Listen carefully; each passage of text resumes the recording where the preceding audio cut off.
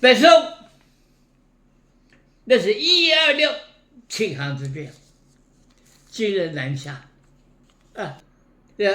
这个沈徽宗啊，一看不妙了，皇帝不做，让位给他的儿子宋钦宗，推行二征，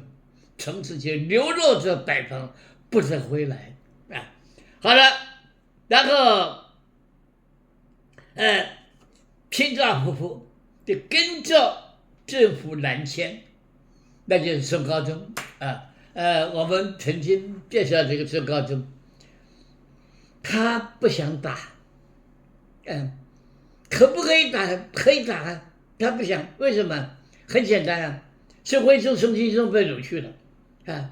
他们是真实的皇帝，我们这个宋高宗啊，只是代理而已，所以他心里想，这两位要是回来，我皇帝做不成，他真的是那么自私。再加上他的宰相就是鼎鼎大名的秦桧，这个秦桧这个家伙，他就懂得皇帝的这种心理啊，就压手啊，没有从事这个摆趴那流亡政府流亡到杭州，只把杭州做汴州我们的李鸿章当然怀念他的在山东青州的故乡，然后收藏带着那些东西，收藏家非常有名的收藏家，没有办法了，他们在渡江的时候还有15船那么多，到了后来没有办法，大件的只好抛弃然后过着南方来，要小这个东西之前抓起来偷他的东西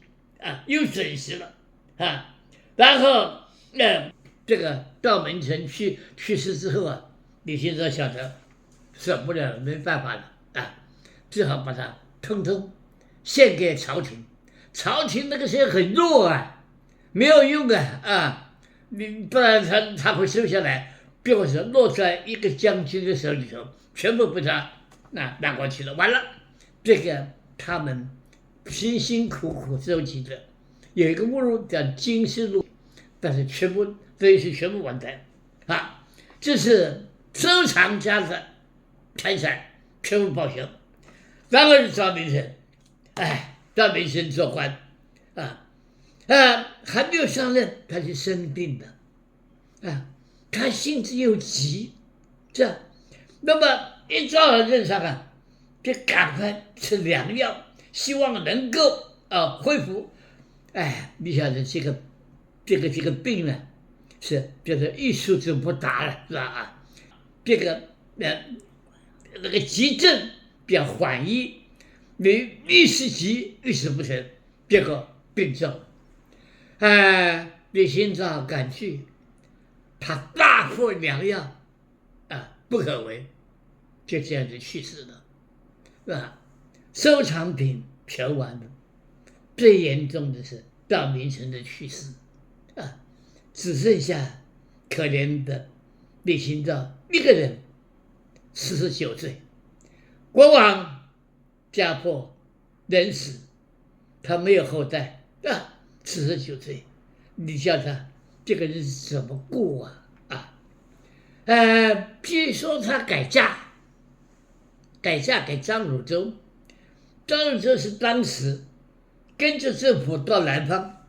非常有权位的、非常有权力的一个人他当然就是我要是娶了李鸿章，她是宰相的媳妇儿就是太守的太太这对我有利他就嫁了，确实有这个事嫁了真的很不满意，因为张汝舟很坏，他是个贪官李鸿章必然自首，把张汝舟的这种贪婪的这种证据向政府报告，张汝舟当然就垮了。